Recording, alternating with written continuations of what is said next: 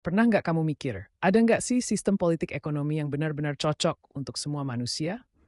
Bukan cuma cocok untuk sebagian elit atau kelompok tertentu, tapi benar-benar mendekati nyaman bersama. Kita mulai dari pertanyaan simpel. Demokrasi, sosialis, komunis, mana yang paling ideal? Dan apakah sistem Islam bisa jadi jawaban yang selama ini agak tersembunyi? Mari kita buka bagian pertama. Demokrasi. Dalam demokrasi, rakyat punya suara. Partai politik bersaing, pemilu berlangsung, terdengar menyenangkan kan? Tapi ada tapinya. Terkadang suara mayoritas menindas minoritas, kebijakan jadi populer tapi tidak selalu adil, dan fokusnya sering pada kompetisi bukan kerjasama. Sistem ini bagus dari sisi kebebasan, tapi apakah kebebasan itu otomatis menghasilkan keadilan dan kesejahteraan untuk semua? Belum tentu.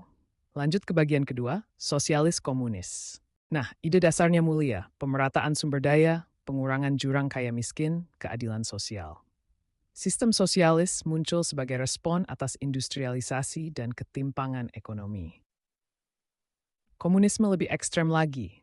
Kelas sosial dihapus, kepemilikan umum digalakkan. Tapi ada kelemahan besar. Dalam praktiknya sering tak kenal Tuhan, mengabaikan aspek spiritual, dan dalam banyak kasus penindasan atas nama kelas proletar.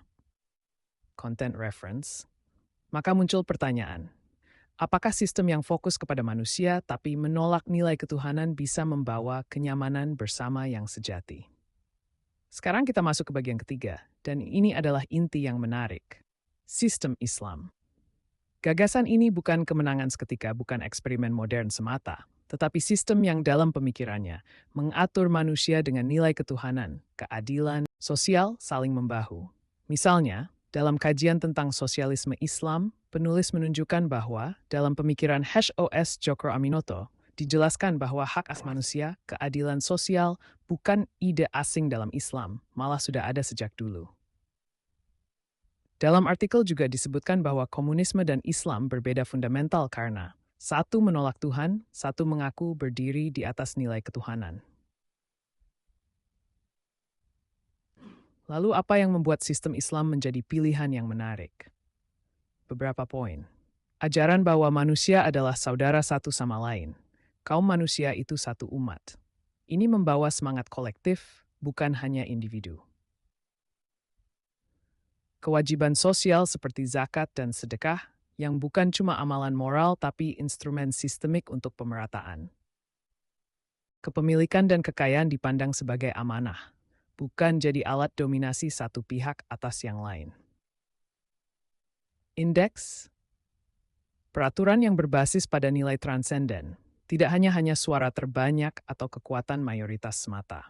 Dalam sosialisme Islam diinformasikan bahwa aturan berasal dari Tuhan, jadi individu atau kelompok tidak seenaknya mengubah untuk kepentingan sendiri.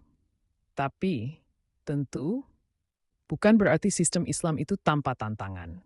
Implementasi, konteks historis, manusiawi, semua punya variabel yang harus diperhitungkan. Yang penting, kita lihat bahwa dibanding demokrasi murni yang bebas tapi kadang timpang, atau komunisme ekstrem yang menolak Tuhan dan aspek spiritual, sistem berbasis nilai Islam menawarkan keseimbangan antara kebebasan, keadilan sosial, dan nilai religius yang mendalam. Islam menekankan keadilan sebagai fondasi utama dalam sistemnya. Kebijakan tidak hanya berdasarkan suara terbanyak. Kebijakan juga melindungi hak individu dan kelompok minoritas. Setiap orang dianggap sebagai bagian berharga dari masyarakat. Semua memiliki akses yang sama terhadap keadilan. Semua mendapatkan perlindungan hukum yang setara. Ekonomi Islam bertujuan mendistribusikan kekayaan secara adil. Tujuannya mencegah konsentrasi kekayaan pada segelintir orang. Ini bertujuan mengurangi jurang sosial di masyarakat. Zakat dan infak adalah mekanisme penting distribusi kekayaan. Larangan riba memastikan kekayaan beredar di semua lapisan. Sistem Islam dapat diadaptasi di era moden dengan mempertimbangkan tantangan global. Sistem ini memandang manusia sebagai entitas spiritual, sosial, ekonomi, dan politik. Pendekatan ini menawarkan solusi yang lebih holistik dan berkelanjutan. Hal ini memungkinkan sistem Islam tetap relevan dalam menghadapi kompleksitas zaman.